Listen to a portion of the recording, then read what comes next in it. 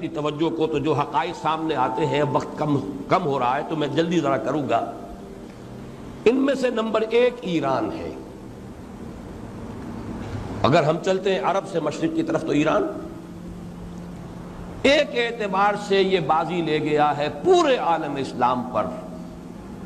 ان کے مذہبی عقائد، ان کی فقہ سے ہمیں جو اختلاف ہے وہ ہے اپنی جگہ پر ہے۔ آپ کو معلوم ہے میرے بارے میں کسی کو اشتباہ نہیں ہو سکتا اس اعتبار سے۔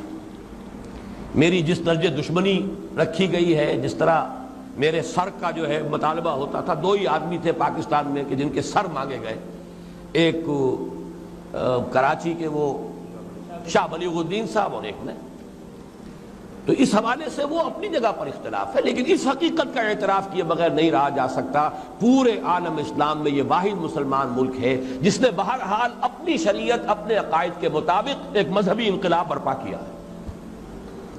اور پورے عالم اسلام میں مذہبی سطح پر، حکومت کی سطح پر فنڈامنٹلسٹ صرف ایک ملک ہے، یا دوسرا جو ہے تھوڑا سا وہ ہے سوڈان، لیکن اس کی اہمیت اس لیے نہیں کہ وہ کسی عوامی انقلاب سے نہیں بنا، بلکہ وہ تو ایک فوجی انقلاب سے شکل بنی ہے جو بھی بنی ہے۔ اللہ کرے اس میں استقامت ہو، اس سے یقینی کوئی نتیجہ برآمد ہو جائے۔ خبریں بھی اچھی آ رہی ہیں، لیکن میں تو دنیا کا جو پرسپیکٹو ہے اس کے حوالے سے عرض کر رہا ہوں کہ اس پہلو سے ایران ان کا ٹارگٹ ہے، ٹارگٹ نمبر 1 ایک خاص اعتبار سے۔ ٹارگٹ نمبر 1 ایک دوسرے اعتبار سے ہم ہیں، وہ میں بعد میں عرض کروں گا۔ چونکہ حکومت کی سطح پر فنڈامنٹلزم ہے اور وہ آیا ہے ایک عوامی انقلاب کے نتیجے میں، پھر ان کے پاس تیل کی دولت ہے، اس کے خلاف اکنامک سینکشنز بھی ہو جائیں تو اگر لیبیا کھڑا ہو سکتا ہے تو بہرحال وہ بھی کھڑا ہو سکتا ہے، اور نقشہ وہ دنیا کو دکھا چکا ہے کہ لڑا دے ممولے کو شہباز، یہ نقشہ بھی اس نے دکھا دیا ہے۔ یہ ہے ایران کا معاملہ۔ نمبر 2 پاکستان۔ پاکستان 400 برس کی تجدیدی مساعی کا امین ہے، امانت دار ہے۔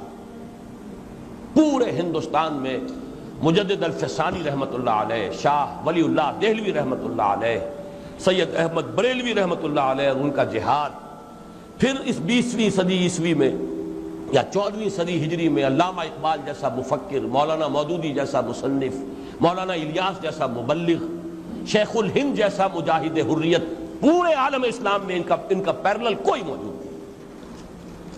یہ 400 سال کی تاریخ ہے، اس کی امانت، اور اس کے نتیجے میں یہاں کے مڈل کلاس میں فنڈامنٹلزم کا ایک نیوکلیس ہے، اگرچہ حکومت کی سطح پر کوئی پیش رفت نہیں ہو سکی آج تک، بلکہ اب تو پسپائی ہو رہی ہے، اب پیچھے ہٹ رہے ہیں۔ وہ ہمارے ان سیاسی جو بھی زعماء ہیں، جو جماعتیں ہیں، ان کی غلطی اور الیکشن ہی کو واحد میدان بنا کر اس کے اندر اپنا سارا وقت و توانائی اور قوتیں ضائع کر دینا، یہ ہے در حقیقت جس کا کہ یہ صدا مل رہی ہے کہ اس اعتبار سے تو پسپائی کی طرف ہے معاملہ، کسی پیش رفت کی طرف نہیں ہے۔ لیکن باہر والے تو دیکھتے ہیں نا کہ اندر کیا کچھ مواد موجود ہے۔ اگر مڈل کلاس میں وہ فنڈامنٹلزم کا بارود موجود ہے تو کسی بھی وقت اس کے اندر جو ہے وہ کوئی دھماکہ ہو سکتا ہے۔ دوسری بات جو ان کے لیے ایک اعتبار سے ٹارگٹ نمبر 1 ہمیں بنا رہی ہے، وہ ہمارا ایٹمک نو ہاؤ ہے۔ پورے عالم اسلام میں اور کسی کے پاس نہیں۔ اسلامی بم اگر بنے گا تو یہی بنے گا۔ یہ ہے مختلف اسباب جس کے بنا پر ایران اور پاکستان کو آپ بریکٹ کر لیجئے، یہ اس نیو ورلڈ آرڈر یا آج کی میری گفتگو کے حوالے سے یہودی اور عیسائی گٹھ جوڑ کا جو ٹارگٹ نمبر 1 ہے، ایک اعتبار سے ایران ہے، ایک اعتبار سے پاکستان۔